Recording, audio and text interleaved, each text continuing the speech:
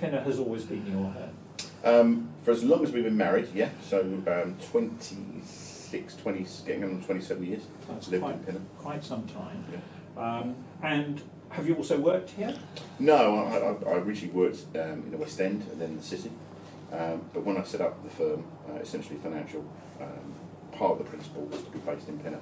So for the last almost 4 years, I've been working locally. Les, I understand you have a real passion for motorsport. Yeah, it goes back a long, long time. Probably when I was in my early teens, I was first introduced to the sport properly, and it just kind of picked up from there. In the mid to the 80s and round about then, I started racing. When I was racing saloon cars in particular, down at Brands Hatch in Silverstone. I like Brands Hatch. Yeah, Brands Hatch is a nice place. Silverstone has actually improved significantly over the years as well. Silverstone is particularly a nice place, circuit to go to.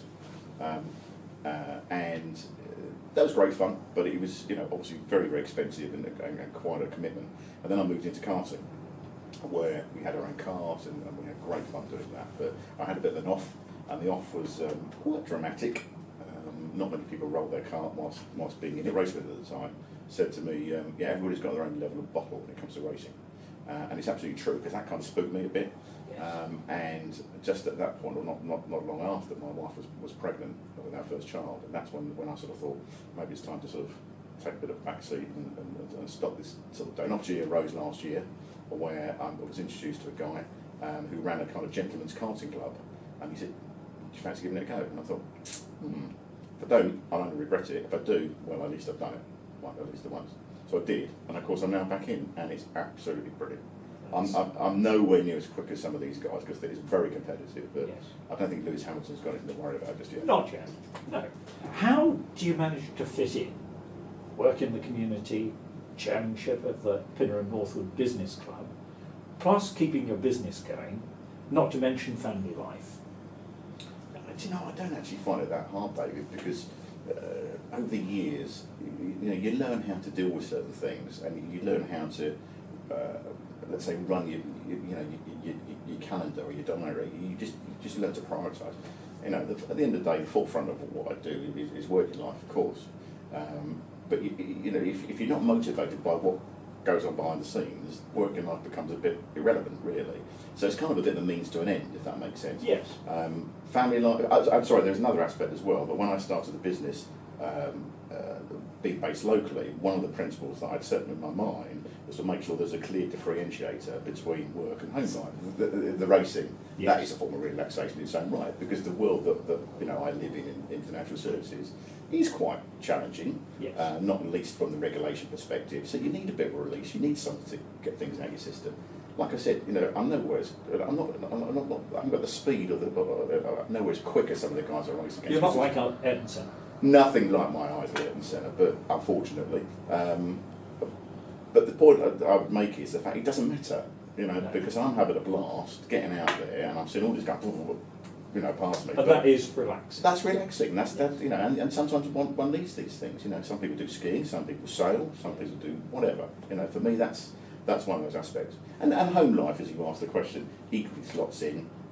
We recently had a new addition to the family back 7 months ago, I think it was, with a little dog, which I've wanted a dog for years.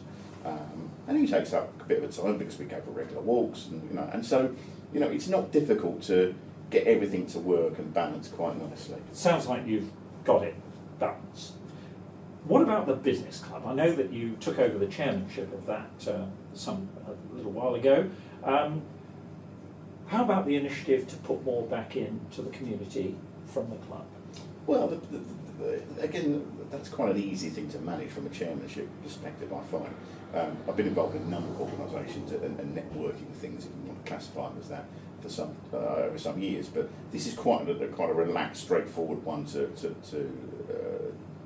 run, if you like.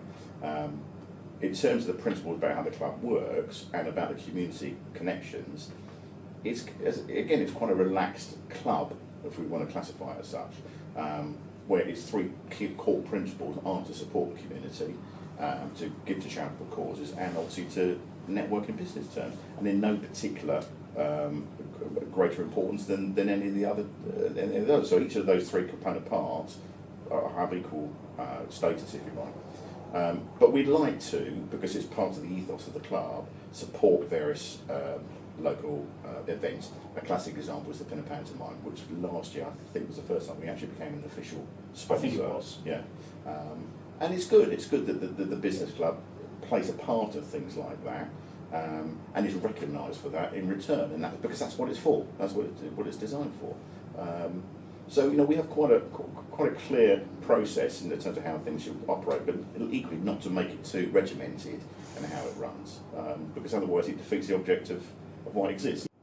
Finally, can you tell us what you find most rewarding in your role as a financial advisor? I think probably the key thing is because I tend to specialise in what I classify as the pre and post-retirement market.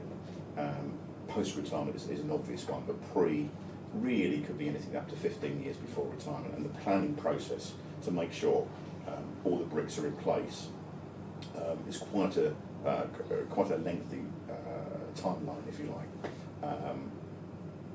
But to be in the position where people are principally feeling, let's say, for want of a better word, comfortable that the plans have come to fruition.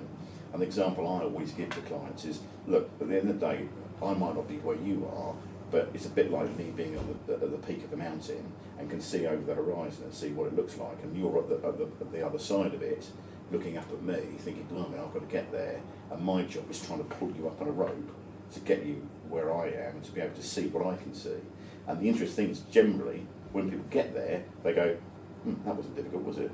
But the anxiety of that climb is quite strong, and rightly so. So my professional input, if you like, is to know what it looks like, but it has to be proven. And that kind of aspect about satisfaction, I suppose, is a good example. Thank you, Les, for your contribution to the community in Pinner, through the business club and in many other ways, and also for taking the time to talk to Pinner Local about your interests and your work. Thank you very much indeed.